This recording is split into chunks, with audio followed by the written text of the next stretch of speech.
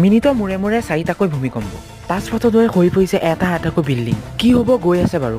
12 মিনিটৰ ব্যৱধানত একেৰাহে দুটাকৈ ভূমিকম্প জোকাৰণি অনুভূত হয়। শুকুৰবাৰে পুৱা 11:50 বজাত প্ৰথম ভূমিকম্প অনুভূত হয়। পৰৱৰ্তী ভূমিকম্পটো 12:02 বজাত সংঘটিত হয়। এই দুটা ভূমিকম্প প্ৰাবল্য আছিল ক্ৰমে ৰিক্টাৰ স্কেলৰ 7.7 আৰু 7.2। ভাৰতৰ ভূমিকম্প নিৰীক্ষণ সংস্থাই জনোৱা মতে প্ৰথমটো কম্পন ৰিক্টাৰ স্কেলৰ 7.2 আৰু দ্বিতীয়টো 7.0। এতিয়ালৈকে 2025 বৰ্ষতে 21টাকৈ ভূমিকম্প সংঘটিত হৈছে। আপোনাৰ অঞ্চলতো ভূমিকম্প কম্পন হৈছে নেকি? ভূমিকম্পৰ ফলত ম্যানমাৰত বিস্তৰ ক্ষতিসাধন হৈছে।